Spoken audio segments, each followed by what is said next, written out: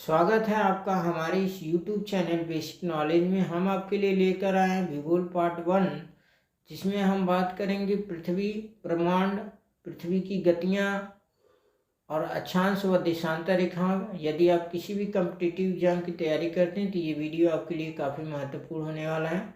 चलिए स्टार्ट करते हैं। क्वेश्चन नंबर फर्स्ट, किस विद्वान के अनुसार सूर्य सौरमंडल के केंद्र में है? तो कापरनिकस के अनुसार सूर्य सौरमंडल के केंद्र में है। क्वेश्चन नंबर 2, यूनान के किस दार्शनिक की मान्यता थी कि पृथ्वी ब्रह्मांड के केंद्र में है? तो ये अरस्तु की मान्यता थी। क्वेश्चन नंबर 3, सूर्य, चंद्रमा एवं तारे पृथ्वी का चक्कर लगाते हैं, किसने घोषणा की थी? तो ये टॉलेमी ने की थी। क्वेश्चन नंबर 4, सर्वप्रथम किन्होंने बताया कि पृथ्वी अपने स्थान पर स्थिर नहीं है? तो ये पाइथागोरस ने बताया था कि पृथ्वी अपने स्थान पे स्थिर नहीं है। क्वेश्चन नंबर 5, पृथ्वी ग्रह द्वारा सूर्य की परिक्रमा अवधि क्या है? तो ये 365 दिन है। क्वेश्चन नंबर 6, पृथ्वी ग्रह का घूर्णन समय कितना है? तो 24 घंटे है। अर्थात पृथ्वी अपने ही स्थान पे एक चक्कर 24 घंटे में लगाती है। क्वेश्चन नंबर 7, पृथ्वी के कितने उपग्रह हैं? तो एक, वो भी चंद्रमा। क्वेश्चन नंबर 8, यूरेनस ग्रह द्वारा सूर्य की परिक्रमा अवधि कितनी है? तो 84 वर्ष है। क्वेश्चन नंबर 9, नेपच्यून ग्रह द्वारा सूर्य की परिक्रमा अवधि कितनी है? तो ये 165 वर्ष। क्वेश्चन नंबर 10, सौरमंडल का एकमात्र ग्रह कौन सा है जिस पर जीवन संभव है? तो यह है पृथ्वी, जिसे हम नीला ग्रह भी बोलते हैं। क्वेश्चन नंबर 11, पृथ्वी अपने अक्ष पर कितने डिग्री झुकी हुई है? तो ये 23.5 डिग्री झुकी हुई है। क्वेश्चन नंबर 12, पृथ्वी को किस की एक पूरी परिक्रमा करने में 365 दिन 5 घंटे 48 मिनट और 46 सेकंड लगते हैं? तो सूर्य की। क्वेश्चन नंबर 13, जल की उपस्थिति के कारण पृथ्वी को क्या कहा जाता है? तो नीला ग्रह कहा जाता है। पृथ्वी पे 71% पे पानी पाया जाता है। क्वेश्चन नंबर 14, पृथ्वी की उत्पत्ति के संबंध में सर्वप्रथम तर्कपूर्ण परिकल्पना का प्रतिपादन किसने किया? तो ये कस्ती द बफन ने किया था। क्वेश्चन नंबर 15, अद्वैतवादी संकल्पना के अनुसार ग्रह तथा पृथ्वी की उत्पत्ति किसके द्वारा हुई? तो केवल एक तारे द्वारा। क्वेश्चन नंबर 16, अद्वैतवादी संकल्पना को अन्य किस नाम से जाना जाता है? तो पैतृक संकल्पना के नाम से अद्वैतवादी संकल्पना को जाना जाता है। क्वेश्चन नंबर 17, द्वैतवादी परिकल्पना के अनुसार ग्रहों तथा पृथ्वी की उत्पत्ति किसके द्वारा हुई? तो कम से कम 2 तारों द्वारा हुई है। आइए पृथ्वी के बारे में जानते हैं। क्वेश्चन नंबर 1, सर्वप्रथम पृथ्वी के इतिहास को किन बड़े भागों में विभाजित किया गया है? तो कल्प, जिसे हम एरा भी बोलते हैं या ईरा बोल सकते हैं। क्वेश्चन नंबर 2, प्रत्येक कल्प को क्रमिक रूप से किसमें विभक्त किया जाता है? तो युग, जिसे हम इपोच बोल सकते हैं, इपोक बोल सकते हैं। क्वेश्चन नंबर 3, प्रत्येक युग को किन उप विभागों में रखा गया है? तो ये शक अर्थात पीरियड्स में रखा गया। क्वेश्चन नंबर 4, पृथ्वी की आकृति किस प्रकार की है? तो ये जियांड की प्रकार की है। क्वेश्चन नंबर 5, 572 से 500 ईसा पूर्व में सर्वप्रथम किसने पृथ्वी को गोलाकार बताया था? तो ये पाइथागोरस जी बताए थे। क्वेश्चन नंबर 6, पृथ्वी का जलीय भाग कितना है? तो 71% है। क्वेश्चन नंबर 7, पृथ्वी का स्थलीय भाग कितना है? तो 29%। क्वेश्चन नंबर 8, पृथ्वी का आयतन कितना है? तो 10.83 गुणे 10 पे पावर 11 है। क्वेश्चन नंबर 9, पृथ्वी की अनुमानित आयु कितनी है? तो 4.6 बिलियन वर्ष है। क्वेश्चन नंबर 10, पृथ्वी का धरातलीय क्षेत्रफल कितना है? तो 51.1 करोड़ वर्ग किलोमीटर है। क्वेश्चन बात करेंगे पृथ्वी की गतियाँ। पृथ्वी की गतियाँ कितनी होती हैं? घूर्णन गति, परिक्रमण गति। तो चलिए स्टार्ट करते हैं। क्वेश्चन नंबर 1, पृथ्वी द्वारा सूर्य की परिक्रमा किया जाना किस गति का स्वरूप है? तो ये परिक्रमण गति का है।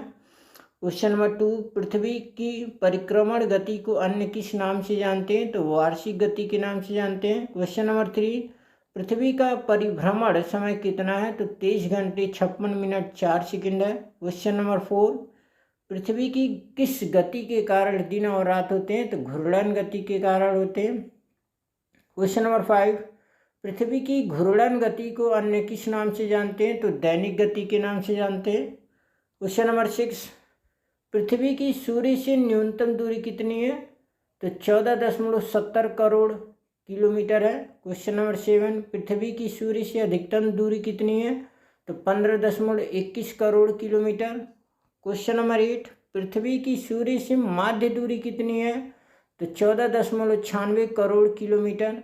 क्वेश्चन नंबर 9, सूर्य से पृथ्वी तक प्रकाश को आने में कितना समय लगता है? तो 8 मिनट 18 सेकेंड, या हम 500 सेकेंड भी बोल सकते हैं, या 8 मिनट 20 सेकेंड, या 8 मिनट 16 सेकेंड, जो भी आए वही सही होगा।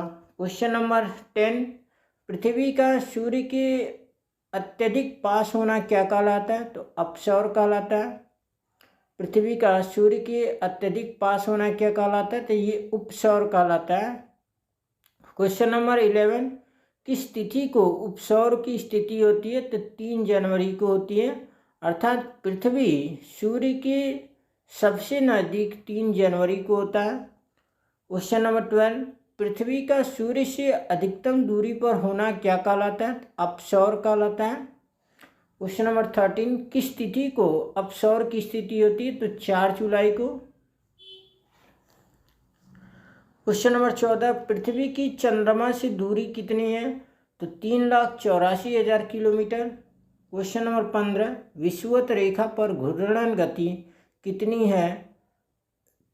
1667 किलोमीटर प्रति घंटा है। क्वेश्चन नंबर 16, ध्रुव पर घूर्णन गति कितनी है? तो 0।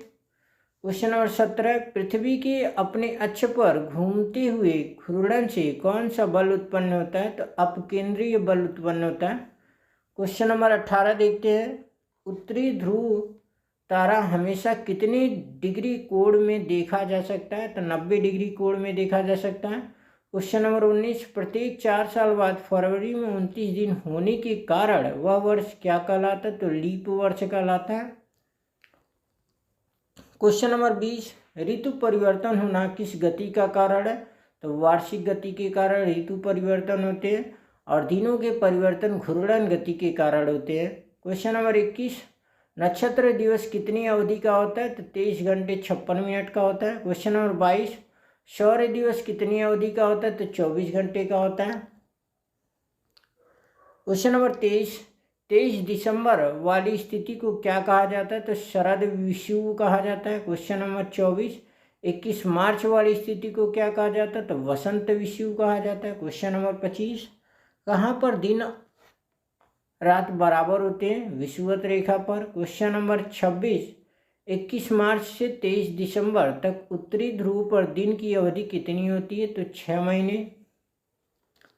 क्वेश्चन नंबर 27, 23 दिसंबर से 21 मार्च तक दक्षिणी ध्रुव पर दिन की अवधि कितनी होती है? तो 6 महीने। क्वेश्चन नंबर 28, किस समय पृथ्वी के सभी स्थानों पर दिन और रात की समय अवधि 12 घंटे समान होती है, अर्थात 12 घंटे, 12 घंटे का दिन, 12 घंटे की रात होती है? ये होती 21 मार्च और 23 सितंबर को। क्वेश्चन नंबर 29, सूर्य की 21 जून की स्थिति को क्या कहते हैं? तो कर्क संक्रांति कहते हैं। क्वेश्चन नंबर 30, सूर्य की 22 दिसंबर की स्थिति को क्या कहते हैं? तो ये मकर संक्रांति कहते हैं। अब हम बात करेंगे अक्षांश व देशांतर रेखाओं से जुड़ी हुई। तो चलिए, क्वेश्चन नंबर 1, अक्षांश रेखाएं कितनी डिग्री तक होती हैं? तो 0 से 90 डिग्री तक अक्षांश रेखाएं होती हैं। क्वेश्चन नंबर 2, दो अक्षांशों के बीच की दूरी कितनी होती है? तो 111 किलोमीटर होती है। क्वेश्चन नंबर 3, 0 डिग्री देशांतर रेखा किस स्थान से गुजरती है? तो ग्रीनविच इंग्लैंड से गुजरती है। क्वेश्चन नंबर 4, विषुववृत्त के समांतर खींचे गए वृत्तों को क्या कहते हैं? तो ये लघु वृत्त कहते हैं।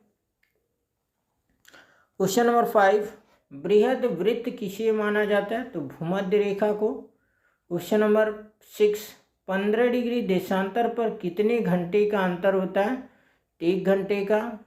क्वेश्चन नंबर 7, 90 डिग्री देशांतर पर कितने घंटे का अंतर होता है? तो 6 घंटे का होता है। क्वेश्चन नंबर 8, 180 डिग्री देशांतर कितने घंटे का अंतर होता है? तो 12 घंटे। वैसे 1 डिग्री में 4 मिनट का अंतर होता है, तो इस हिसाब से हम किसी भी डिग्री में समय के अंतर को पता कर सकते हैं। अगर 12 डिग्री की बात करें तो 12 चौके 48 मिनट का अंतर होगा। 60 डिग्री की बात करें तो 60 चौका 24, यानी 2 घंटे 40 मिनट का अंतर होगा।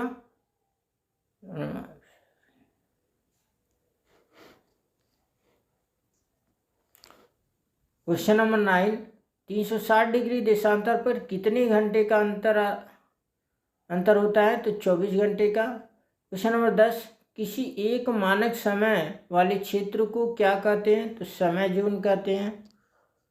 क्वेश्चन नंबर 11, पृथ्वी के 360 डिग्री को कितने जोनों में विभाजित किया जाता है? तो 24 जोनों में। क्वेश्चन नंबर 12, पृथ्वी के उत्तरी और दक्षिणी ध्रुव के केंद्र से गुजरने वाली काल्पनिक रेखा क्या कहलाती है? तो ग्रीनविच रेखा कहलाती है। क्वेश्चन नंबर 13, लंदन से पूरब की तरफ जाने पर प्रति देशांतर कितना समय बढ़ता है? तो 4 मिनट। क्वेश्चन नंबर 14, अलग अलग देशों अथवा स्थानों के समय को किस रूप में व्यक्त किया जाता है? तो ±UTC के रूप में प्रस्तुत किया जाता है। क्वेश्चन नंबर 15, अमेरिका में कितने समय जोन की व्यवस्था की गई है? तो 7। क्वेश्चन नंबर 16, रूस में कितने समय जोन की व्यवस्था की गई है? तो 9। क्वेश्चन नंबर 17, ऑस्ट्रेलिया में कितने समय जोन की व्यवस्था की गई है? तो 3। क्वेश्चन नंबर 18, 82.5 डिग्री पूर्वी देशांतर कहाँ से कहाँ होकर गुजरती है? तो शंकरगढ़ किला, मिर्जापुर। क्वेश्चन नंबर 19, शंकरगढ़ से किसका निर्धारण होता है? तो भारतीय मानक समय का। क्वेश्चन नंबर 20, कितने समय में चंद्रमा पृथ्वी की एक परिक्रमा पूर्ण करता है? तो ये लगभग 1 महीना। क्वेश्चन नंबर 21, चंद्रमास लगभग कितने दिन का होता है? तो 29.5 दिन का। क्वेश्चन नंबर 22, सबसे पुराना ज्ञात कैलेंडर कब का है? तो 80 ईसा पूर्व का है। क्वेश्चन नंबर 23, सबसे पहला यूरोपियन कैलेंडर किस पर आधारित था? तो चंद्र कलाओं पर, अर्थात चंद्रमा की कला पे आधारित था यूरोपियन कैलेंडर।